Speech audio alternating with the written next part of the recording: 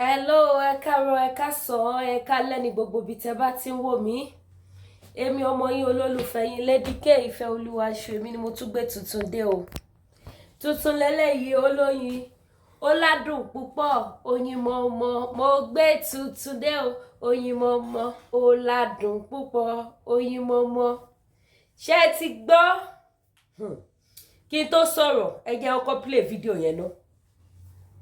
Kí gbogbo ẹ̀yin ọmọ kọ́, ẹ̀yin wọn Nàìjíríà, kí gbogbo yín kọ́kọ́ fojú ara yín àti etí yín kẹ́ kọ́kọ́ fi gbọ́ itú tí First Lady of Nigeria pa. First Lady of Nigeria, ìyá yẹn ṣe gudugudu méje yaya mẹ́fà. Mo ṣẹ̀ṣẹ̀ wá believe wípé Oluremi Tinubu wọ́n wá láti wá help wa Nàìjíríà ni àwa là ń ṣe mistake. Ẹ bá mi share. Ṣé mo gbé ní tó mo dẹ̀ ní mo fẹ́ kẹ́ kọ́kọ́ wo fídíò yẹn náà kí n tó sọ̀rọ̀. Anyways, it's still part of it. Ṣé mo gbé during the campaign ìyá yẹn bọ́ síta wọ́n já wa sí. Ṣùgbọ́n àmọ́ ẹ̀yin yẹn bá mi share fídíò, yẹn bá mi gbé wọ̀ gbọ́ra, yẹn jẹ́ kó lọ bìsàbìsà. Ẹ jẹ́ kó lọ bìsàbìsà. Ẹ jẹ́ káwọn èèyàn wo ohun tó ṣẹlẹ̀. Ẹ jẹ́ káwọn èèyàn wo itú méje tí First Lady of Nigeria tí wọ́n pa fún wa ní ìlú Nàìjíríà. Pàápàá fún àwọn tí wọn ò mọ̀ kan. Nígbà tí ayé pariwo, tí ayé bọ́ síta, ayé bọ́ sí gbangba ojú ayé, wọ́n ní ẹ lọ fọkàn balẹ̀. Àwọn ò wá kówó yín jẹ. Àwọn wá help wa ni. Àwọn lówó, àwọn lọ́lá, kò sí nǹkan tó kù táwọn fẹ́ tọ́lọ́run ò ṣe fún àwọn. Wọ́n ní kò sí nǹkan táwọn fẹ́ fi owó Nàìjíríà ṣe. Wọ́n ní níbi tí àwọn bá dé, tí Ọlọ́run ti bless àwọn dé, tí Ọlọ́run ti gbé àwọn àti ìdílé àwọn tó ti gbé àwọn dé, tó ti fìdí àwọn kalẹ̀ sí, kò sí nǹkan táwọn fẹ́ fi owó Nigerians ṣe. Àbí màmá yóò sọ bẹ́ẹ̀, but ọ̀pọ̀lọpọ̀ èèyàn ẹ mọ̀ pé nǹkan míì tó bá ti jọmọ́ nǹkan tó yẹ kí n kó gbogbo wa pọ̀, màá ní pẹ̀lẹ́ mi náà, but eléyìí mo yọra mi. Ọ̀pọ̀lọpọ̀ èèyàn believe wípé Oluremi Tinubu èèyàn dáadáa ni màmá yẹn. Iṣẹ́ dáadáa ló fẹ́ wá ṣe fún wa ní Nàìjíríà. Oore ló fẹ́ wá ṣe fún wa. Ẹ̀yin yẹn jẹ́ máa ní sùúrù o. Ṣé rí tí nǹkan bá ti ṣẹlẹ̀, sùúrù ni kẹ́ jẹ́ ká ṣe o. Ohun tí ò tó ń bọ̀ wá ṣẹ́kù o. Ó dẹ̀ ń ṣọmọ olókùú bẹ́ẹ̀ ni o. Wọ́n ní sí pẹ̀lú òkú ẹ̀ o. Nísìnyìí, ìyá ti wá fakọyọ o. Ìyá ti jẹ́wọ́ gidi ọmọ ọkọ. Ìyá ti ṣe gudugudu méje yẹ̀yà mẹ́fà. Oluremi Tinubu, ẹ bá mi polongo, ẹ polongo ìbò, ìbò, ìbò. Ẹ polongo ìbò sí o. Ẹ túyáyá, ẹ túyáyá, ẹ túyẹ̀rì ètè. Ẹ ké sálára, ẹ ké sájẹrò. Ẹ jẹ́ kí wọ́n mọ̀ wípé èyí wà, ẹ̀yin èèyàn lẹ́ni kò sí nǹkan. Ìyá yẹn sọ̀rọ̀, wọ́n mú ṣẹ. Wọ́n ní ká sọ̀rọ̀ ká bá bẹ́ẹ̀. Wọ́n lòun ni ìyá ọmọlúàbí. Ẹ bá mi hashtag gbogbo àwọn APC member àti PDP àti gbogbo àwọn Yorùbá nation àti wọn Nàìjíríà. Ẹ bá mi hashtag gbogbo àwọn PPDM. Gbogbo àwọn tí wọn ò ní believe. Gbogbo àwọn na lie. Wọ́n ní ká sọ̀rọ̀ ká bá bẹ́ẹ̀. Òun ni ìyá ọmọlúàbí. Oluremi Tinubu sọ̀rọ̀ àdẹ̀bà bẹ́ẹ̀. Oluremi Tinubu promise wa ní better life. Nígbà tí gbogbo ẹ kọ́kọ́ ṣe kọ́kọ́ wò pé àwọn people yóò máa nice, wọn máa nice. Àṣé kò títọ́ lè fara wọn ni. Àṣé ẹ ṣì máa padà jẹ bẹ̀tà ní Nàìjà. Ẹ̀yin ìyá mi, it shock me o. Ìyá yẹn jẹ́ kí àwọn tí wọn ò mọ level tí wọ́n wà, Oluremi Tinubu jẹ́ kó mọ̀ level tí Ọlọ́run ti gbé wọn sí. Wípé áńgẹ́lì aláàánú làwọn jẹ́ fún gbogbo ọmọ Nàìjíríà. Wọ́n ní áńgẹ́lì olóore làwọn jẹ́ fún wọn Nàìjíríà. Wọ́n ní ìmọ́lẹ̀ làwọn jẹ́ fún wọn Nàìjíríà. Wọ́n ní ògo àgbáyé làwọn jẹ́ fún wọn Nàìjíríà. Ìyá yẹn dẹ̀ sọ bẹ́ẹ̀ àdẹ̀bà bẹ́ẹ̀. Nísìn ìyá yẹn ṣe gudugudu méje yàyà mẹ́fà.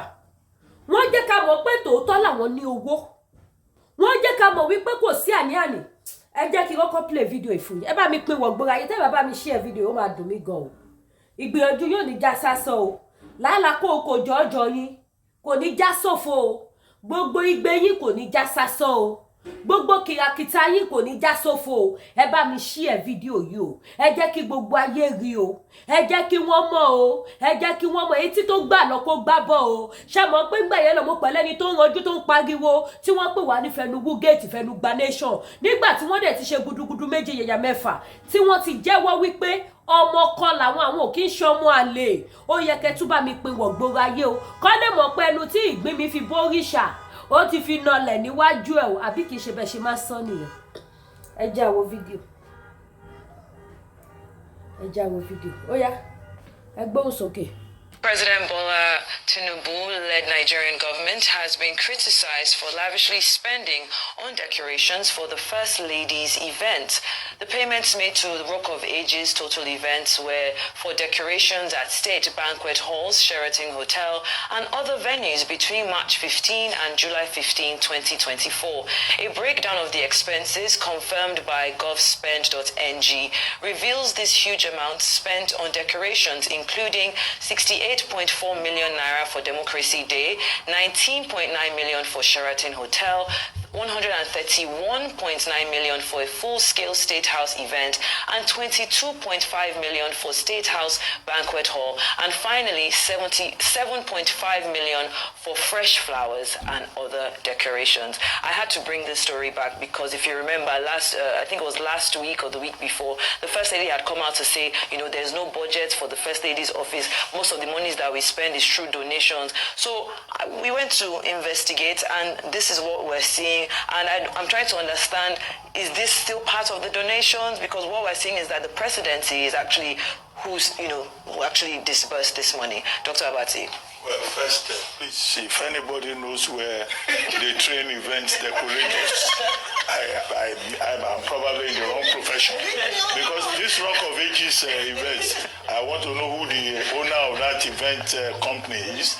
Maybe I should come for training for about 6 months so that I can also make 250 million within 4 months. I mean, between March and July. And that's one point, about it. All this the English talk.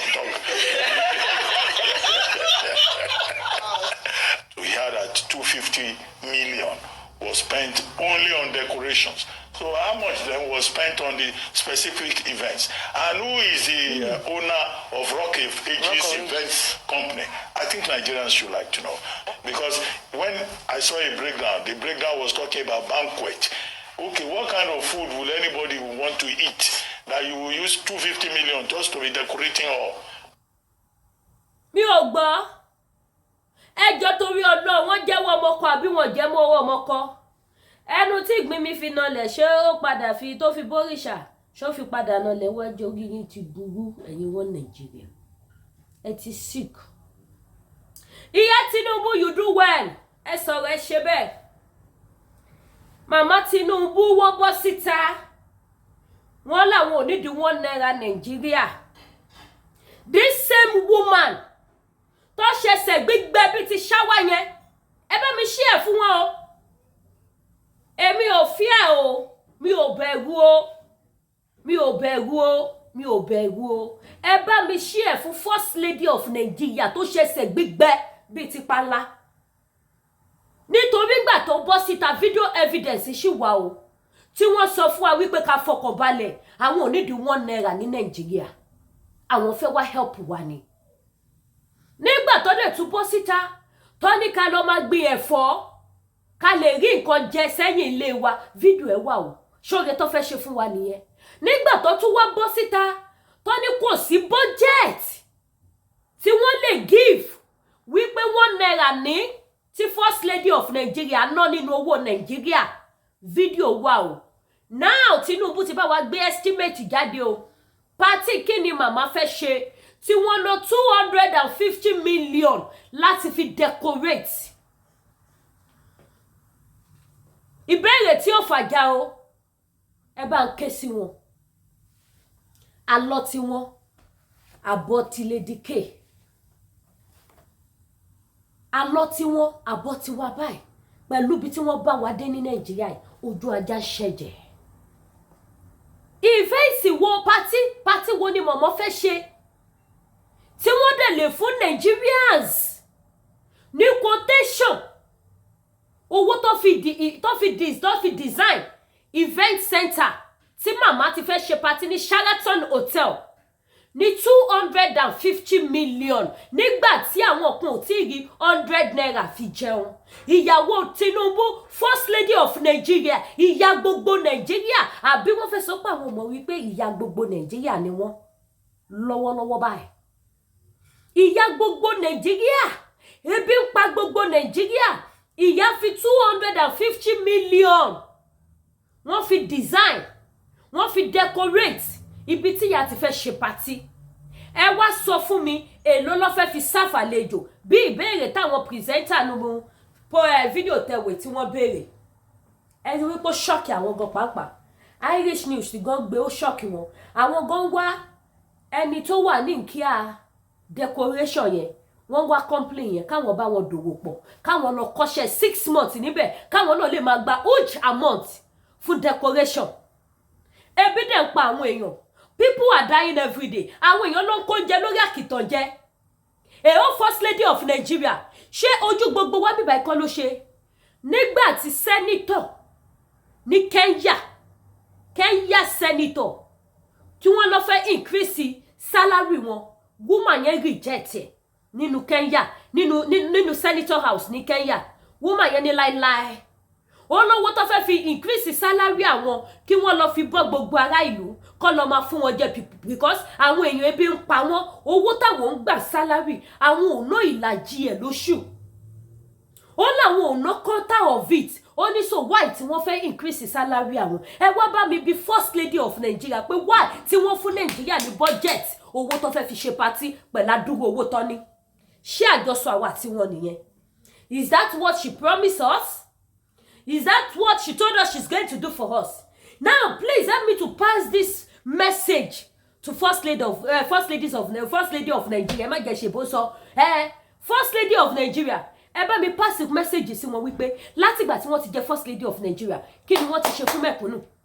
Ayé wa tó láwọn fẹ́ wá bá wa tún ṣe, kí ni wọ́n ti ṣe fún wa? Ìyà tó láwọn fẹ́ wá mú kúrò nínú ayé wa, kí ṣé wọ́n mú kúrò àbí wọ́n tún bá wa páìlì ìyà yẹn ó pọ̀. Àmọ́ wípé Tinubu àti àwọn ẹ̀mẹ̀wá ẹ̀ wọ́n ti ń bá wa ń páìlì ìyà tó pọ̀ jọ láti àìmọye ọdún. Àwọn ò mọ̀ kọ́ ló ń gbà wá lọ́wọ́ ẹni tó ṣọ́ wa tó àmọ̀, kọ́ ló ń gbà wá lọ́wọ́ ẹni tó fẹ́ pa wá táwa ò mọ̀. Tí àwọn èèyàn bá mọ̀ ni wípé bí tí Tinubu máa sìn wá dé ní Nàìjíríà, people will never vote for that kind of person. I'm sure a lot of people will go to Monte and start praying to God to take his life away. Tó bá mọ̀ pé bí tó máa end up ní àjọ ayé àwọn sí ni. A lot of women are outside there walking naked, shouting, doing protests, singing every time, shouting for hunger. What have you done to that? What have you done to that? There is no food, there is no money, no work, no road, no security, no light. Everything is jobless in Nigeria. And you were there doing party, spending 250 million for event center to decorate the event center. And a lot of people were outside there, dying because of 500 naira. How much is 500 naira in dollar? How much is 1,000 naira in dollar? It's not up to $1. It's not up to $1. There is a lot of beggar outside Nigeria. Tí wọ́n dem make dollars of money lójú títì tí wọ́n ti beg for money. Ẹni tó tọrọ bárà nílùú òyìnbó, olówó burúkú ni tó bá dé Nigeria.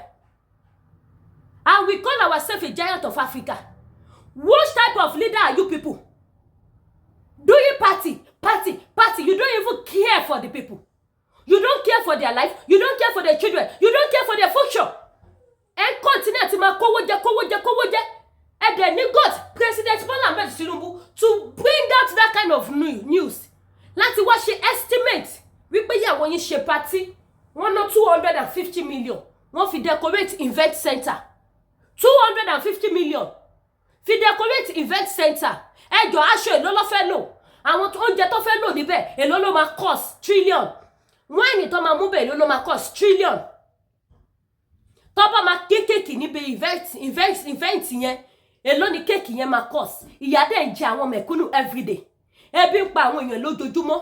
àwọn èèyàn ń kúkú ebi ní Nàìjíríà ẹ dẹ̀ fún wa ní budget estimate bí senator ṣe fún wa l'estimate ni president fún wa l'estimate ni governor fún wa l'estimate lórí kíni gbogbo estimate wo tẹ̀ fún wa kí ló já sí fún wa oore kí ló ṣe fún wa help wo ló mú bá wọjé ìrọ̀rùn wo ló mú bá lò kí lèrè ta jẹ lára yín because a lot of people will sit down there one man think bí wèrè bí àṣìwèrè one man look at the way they are insulting them. Why won't we insult them? Èrè kí la jẹ lára wọn? What is their useful? Are they useful? Are they useful to the poor masses? Do we benefit anything from them? Even the kílásì pé àwọn àkàndá èèyàn wọ́n kún Nàìjíríà sí all the time. A lot of people think about all these people say, how are they going to survive? Àwọn tí wọn ò lójú, àwọn tí wọn ò lápá, àwọn tí wọn ò lẹ́sẹ̀. Ẹ bá wa bí president of Nigeria àti first lady ìyàwó wọn lẹ́sẹ̀ gbígbẹ. Ẹ bá wa bí wọ́n léèrè. Mama ẹ má gbàgbé pé mo ti praise yín rí tí mo ti kọrin tí mo ti jó tí mo ti ké. Mama Olúwa dá màmá sí fún wa. So for me to come outside and insult you, yes, I deserve it. Because you did not show a good mother to us. We are highly disappointed in you. Because this is not what you promised us. You come outside and challenge the whole world that kò sí budget owó Nigeria tó lè sọ wípé wọ́n ná fún yín and you are not ashamed láti sọ bẹ́ẹ̀ ṣé báwo la gbọ́ nínú news bí àkàdé tún gbọ́ ẹjẹ́ tún gbọ́ yìí tẹ́ tún gbọ́ ìbò ẹjẹ́ tún gbọ́ mo wà lé fún gbogbo yín. President Bola Tinubu-led Nigerian government has been criticized for lavishly spending on decorations for the First Lady's event.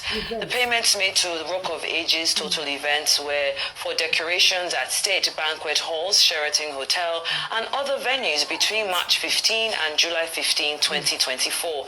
A breakdown of the expenses confirmed by govspend.ng reveals this huge amount spent on decorations, including 68.4 million naira for Democracy Day, 19.9 million for Sheraton Hotel, 131.9 million for a full-scale State House event, and 22.5 million for State House Banquet Hall, and finally 77.5 million for fresh flowers and other decorations. I had to bring this story back because if you remember I think it was last week or the week before, the First Lady had come out to say, there's no budget for the First Lady's office. Most of the monies that we spend is through donations. So we went to investigate, and this is what we're seeing. And I'm trying to understand, is this still part of the donations? Because what we're seeing is that the presidency is actually who actually disbursed this money. Dr. Abati. Well, first, please, if anybody knows where they train events decorators, I'm probably in the wrong profession. Because I want to know who the owner of that event company is. Maybe I should come for training for about 6 months so that I can also make 250 million within 4 months. I mean, between March and July. And that's one point, about it. All this the English talk. We had at 250 million was spent only on decorations. So how much then was spent on the specific events? And who is the owner of Rock of Ages Events Company? I think Nigerians should like to know.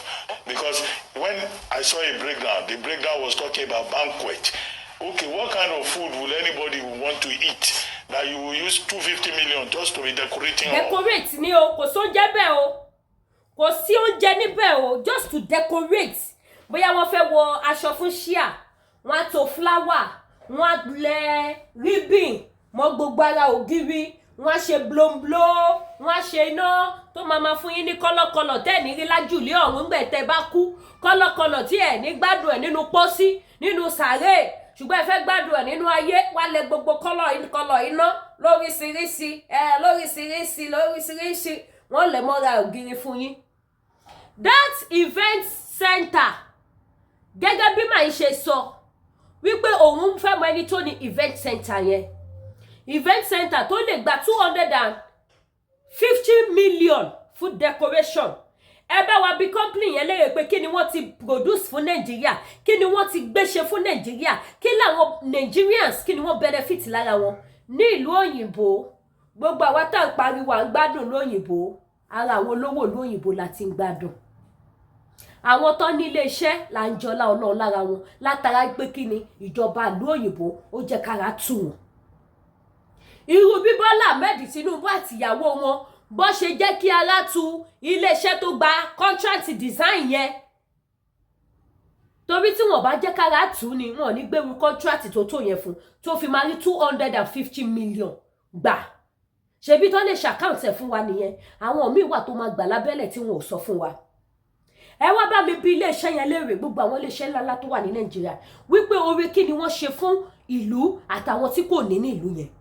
ìlú òyìnbó ọlá olówó làwọn èèyàn ń jẹ tí wọ́n fi sọ wípé àwọn ń gbádùn lóyìnbó. bí mo ṣe wà tó bá dọ̀la tọ́lọ́ bá jẹ́ kí ìgbẹ́ mi rọ̀, màá donate sí country tí mo wà, àwọn èèyàn benefit ń bẹ. àwọn tí wọn ò ní nǹkan lọ títí, ọmọ máa lọ ṣe volunteering wọn lọ máa ṣe voluntary fáwọn èèyàn. bí wọ́n ṣe ń gbádùn lóyìnbó nìyẹn. gbogbo àwọn olè tó ń kówó jẹ ní Nàìjíríà, gbogbo àwọn event center including Sheraton Hotel, gbogbo àwọn big hotel, what is their contribution to the society? kí ni wọ́n fi help àwọn aláìní? gbogbo ohun tó yẹ kó fi help mẹ̀kúnnù, àpòjọba ló tún padà sí látorí tax. gbogbo nǹkan tó yẹ kó fi ṣàánú, kó wọn náà fi wò pé yes, àwọn ti jẹ, àwọn ti mu, àwọn ti yó, káwọn ṣàánú mẹ̀kúnnù, ìjọba ló tún gbà padà lọ́wọ́ wọn. ẹ wo ibi tí wọ́n bá wa dé. ẹ wo ohun tí epo dà lọ́wọ́lọ́wọ́ bá ṣe ń sọ̀rọ̀ yìí. wọ́n jẹ́ kó yé wá sí wípé Dangote ló máa ta epo fún wa ní Nàìjíríà, and it's going to be selling to 1,300 per litre. Dangote náà dẹ̀ gbé wọn ní condition, ó lẹ́ NNPC nìkan lòun máa ta epo fún. that is wípé NNPC ó máa ta epo fún wọn ní 1,300. tí gbọ́ news yẹn mò ń gbé bọ̀, video evidence ni tọ́dẹ̀ tí debate lé lórí tó ti sọ wípé dàbí àwọn faramọ́. wọ́n ní nítorí lọ́wọ́lọ́wọ́ bá ṣe wà ń sìn, epo ti bá 1,170 lọ ní epo tí ń bá wọlé sí Nàìjíríà sí. ẹ mọ̀ pé wọ́n lọ refinery ẹ̀ ń ta ni. ọlọ́ ti di 1,170 ló ń bá wọlé sí Nàìjíríà báyìí sí. video evidence ni ó wà nílẹ̀ o, má gbé wá o, ọ̀tún mi fẹ́ kí video igun jù. kí ni wọ́n bá wa rí ṣe sí ìyẹn? gbogbo owó tó fi ń ṣe patí, gbogbo owó tó fi ń ra mọ́tò, gbogbo owó tó fi ń ṣílé, gbogbo owó tó fi sọ wípé àwọn ṣe kinní kan, àwọn ṣe kinní kan. Okay, ẹ wo má jẹ́ kí fídíò ìpapọ̀, ẹ jẹ́ ká ṣe lọ́tọ̀ọ̀tọ̀ kó lè bá yé wa. Gọ́vnà state wo tẹ̀ níná, ẹ jẹ́ kí n wo state tó jẹ́ ń bọ̀. Video evidence lélẹ̀ náà, video evidence ni.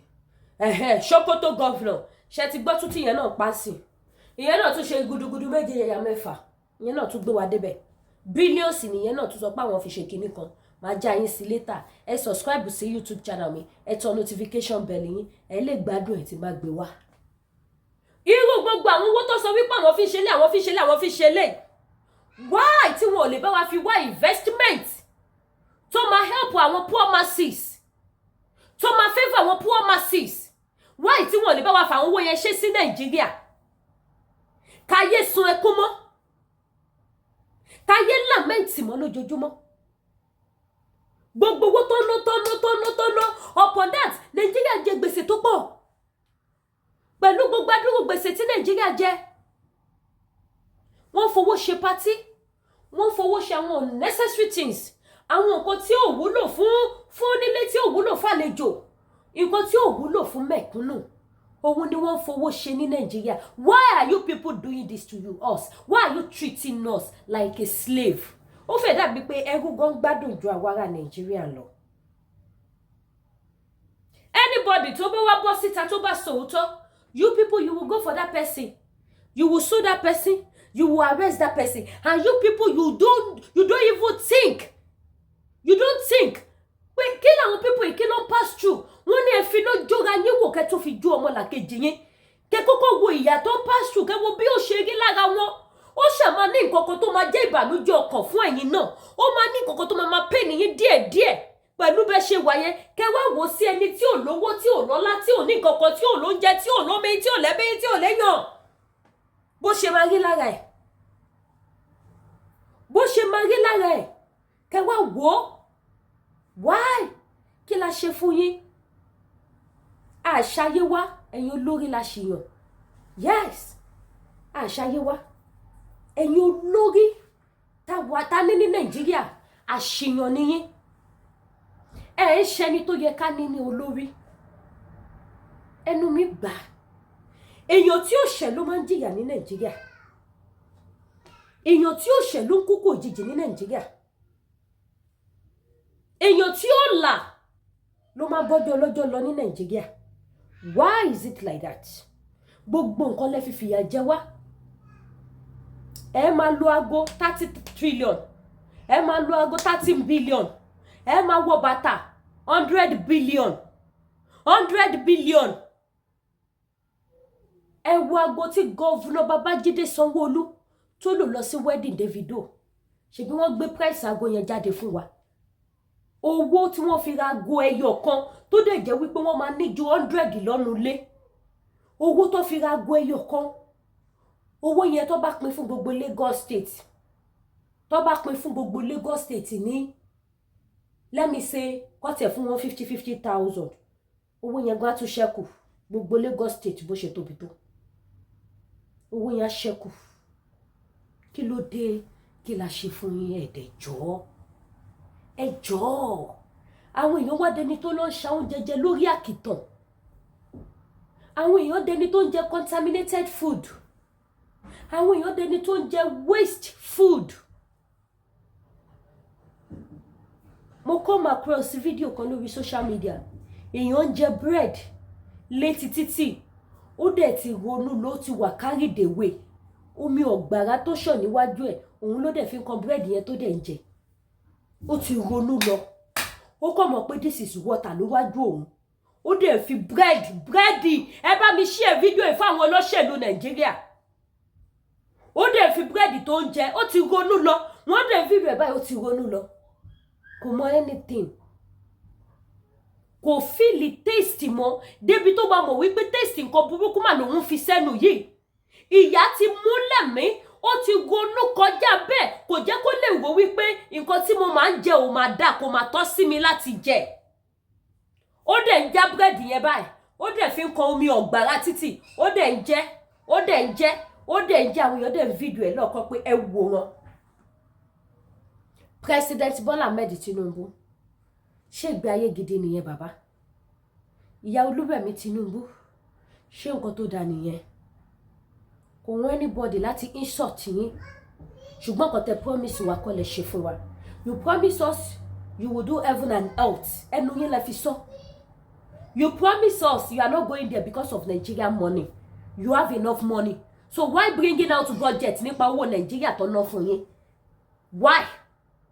why ẹ débẹ̀ tà ìdébẹ̀ náà mọ́tò 160 million ni wọ́n rà fún yín wọ́n renovate everything wọ́n ṣe lè síbẹ̀ ẹ túbọ̀ síta ẹni wọ́n fún yín lọ́fíìsì wọ́n decorate ọ́fíìsì fún yín ẹ ṣe decorate ọ́fíìsì fún ara yín ẹ ṣe kọ́ ọ́fíìsì fún ara yín kí ló dé tẹ́ ẹ jẹ́ ọmọlúàbí ìdélẹ̀ kí ló dé tẹ́ ẹ wù ọmọ ọkọ délẹ̀ kẹ́ mú ọ̀rọ̀ yín ṣẹ gbogbo promise heaven and earth yín kẹ́ dúró sórí ẹ̀ gbogbo gudugudu méjì yẹyẹ mẹ́fà tẹ́lẹ̀ yàtọ̀ ọkọ yín fẹ́ wá ṣe fún wa ẹ fi wá nomi jẹ́ wa nù ní statement yẹn lásán tó kéèyàn kó máa yàkàyàmà yín ẹ fẹ́ wá nomi jẹ́ mẹ̀kúnnù nù ni.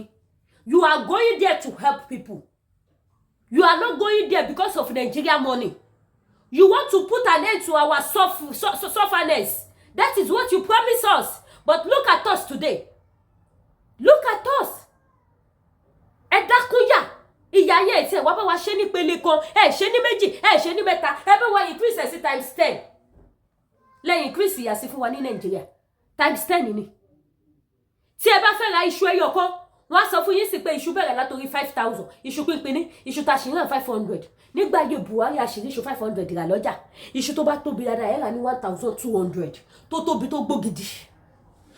tó gbógidi tó yẹ pé téèyàn kan bá gbé báyìí ẹ̀ mọ̀ pé ẹgbẹ́ nǹkan à ń rà ní 1,200 ẹni bá máa ra irú iṣu yẹn nísìnyí 10,000 naira ní màmá Tinubu ìkànnì yín ẹ̀ ń ṣèyàn ìkànnì yín dájúdájú bẹ ṣe rí látòkè délẹ̀ yẹn ẹ̀mí ìkà ló ń gbénu yín lẹ ṣe rí bẹ́ẹ̀ yẹn lẹ ṣe gbẹ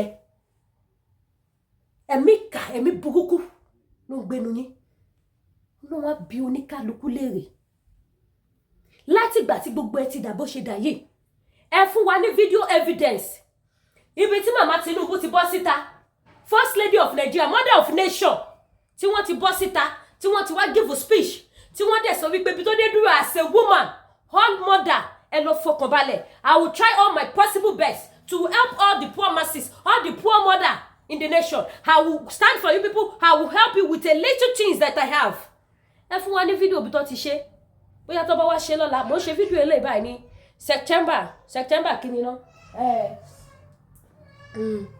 September 10 so ọjọ́ tó bá ṣe irú fídíò bí alẹ́ wọ déètì ìjọ tó bá jẹ́ síjọ́ tí mo bá ṣe lè ẹ fún wa ní fídíò evidence ibi tó ti ṣe bẹ́ẹ̀ kí a dẹ̀ gbọ́ wípé gbogbo àwọn woman leader hotel ní during the election kẹwàá bẹ̀rẹ̀ sí ní máa rán wọn from one ọjà to one ọjà from one ọjà to one ọjà ẹni tí 500 naira bá tọ́ sí ẹni tí 1000 naira bá dúró sí mo fi ṣe sample ní o 500 naira tẹ́ bá fi wọ́n ṣẹ́ sí wọ́n máa gbé yín ṣépè èpè ayérayé tẹ́ máa gbẹkú sórí ìdúró lọ́ máa fún yín owó gidi ni mò ń sọ mo kàn lo 500 1000 fi ṣe sample ní kẹwàá máa ní kọ́ máa lọ gbogbo àwọn woman leader tó bá yín fi bèrèsí àkóbò wọlé ní during the election tí wọ́n ń jó pẹ̀lú gbálẹ̀ kiri títì kọ́ wa lọ máa fún àwọn èèyàn lówó gbọ́dọ̀ jẹ́ business ni nǹkan tó ṣàlè help àwọn èèyàn kọ́ máa sọ wípé yes gẹ́gẹ́ bí ìyá rere abiyamọ tòótọ́ tó ṣe gudugudu méje yàyà mẹ́fà obìnrin alálùbáríkà obìnrin ìdùnnú ìyá Rẹ̀mí Tinubu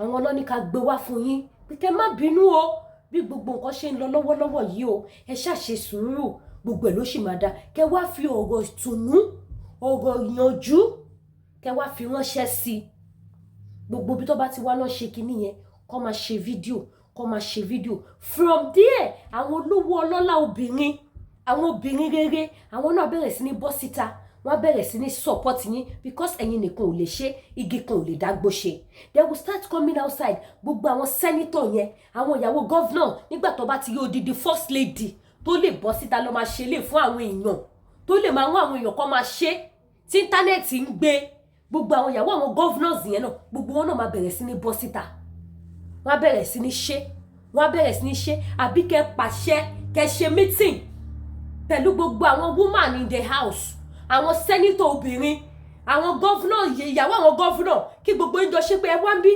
obìnrin ni wá ìyá ni wá ẹ wo nǹkan tó wà nílùú nísìn nǹkan tó ṣe lè kẹtẹ wájú ṣe meeting kì í ṣe jókòó wá o nǹkan ti bàjẹ́ ni o ṣùgbọ́n pẹ̀lú bó ṣe ń lọ yìí a nídìí àti lo help àwọn aláìní gidi ìyá Tinubu kò pọ̀jù fún yín tẹ́ bá ṣe irú ẹ̀ kẹ́ wá pàṣẹ fún gbogbo àwọn obìnrin yẹn pé tọrọ lẹ bá ní kọ́bọ̀ ni ẹ bẹ̀rẹ̀ sí ní fún àwọn èèyàn sí ìgboro kọ́ bẹ̀rẹ̀ sí ní lọ máa help àwọn èèyàn bó jẹ́ inú ọjà sínú ọjà ló máa lọ tó bá déwájú ilé ìtọ́wò ohun tó ń tà bó jẹ́ 100,000 ẹgbà lágbájá ló ní ká wá fún yín ẹgbà tàmẹ̀dò ló ní ká wá fún yín kí ẹ sáyé employ àwọn òṣìṣẹ́ aṣàtìrí ìyàwó sẹ́nítọ̀ tó ń pín mílíọ̀n fáwọn ọmọọṣẹ́ ọkọ ẹ̀ fídíò ẹ̀ wà lórí social media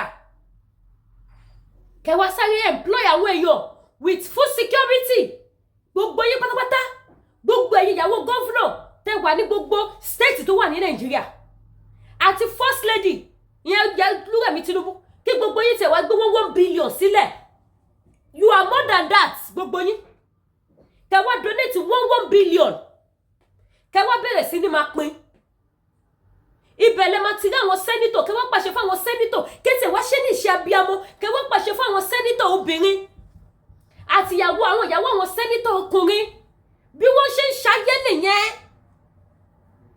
tẹ́ bá ní good adviser tẹ́ bá lẹ́ni tó lè bá yín tó lè kọ́ yín bó ṣe lè tó lè máa ṣe yín ní iye bó ṣe ń to ìlú kí gbogbo àwọn obìnrin yẹn kí gbogbo wa tẹ̀lé yín kẹ́ wá bẹ̀rẹ̀ sí ní help àwọn obìnrin àwọn mothers kẹ́ wá máa bẹ̀rẹ̀ sí ní help wọn kẹ́ máa help wọn obìnrin tẹ́ bá help ẹ ti help ọkọ ẹ̀ ẹ̀yin fún ara yín ẹ ti help ọkọ yín ẹ ti help ipò tọkọ yín wà gbogbo yín tẹ́ bá ṣe bẹ́ẹ̀ you've all do what ẹ ti help àwọn ọkọ yín bí wọn ò bá tiẹ̀ sọ̀rọ̀ àwọn ọkọ yín ní dáadáa òótọ́ kò lè ṣe kò sí òtéyàn lè fi táyé lọ́rùn àmọ́ àwọn tó máa bu yín náà but àwọn tó máa yìn yín tó máa ṣàdúrà fún yín ló máa pọ̀ jù wọ́n á mọ̀ pé yes ìyá yìí sọ bẹ́ẹ̀ ò ṣe bẹ́ẹ̀ ó láwọn fẹ́ ran mẹ̀kúnnù lọ́wọ́ wọ́n dẹ̀ gbìyànjú àwọn Yorùbá máa gbé ṣùgbà fún yín ìwé mi gan máa bọ́ síta máa pariwo pé kò ṣẹlẹ̀ rí wọ́n dẹ̀ ṣàdẹ́fà ẹ̀ǹdì ọkọ̀ ìyá yìí lọ kọ rẹ́kọ̀dù ìyá náà dẹ̀ kọ rẹ́kọ̀dù tó dáa títí ayé àìnípẹ̀kú kì í ṣe irú rẹ́kọ̀dù yìí tẹ̀ ń kọ sílẹ̀ nísìn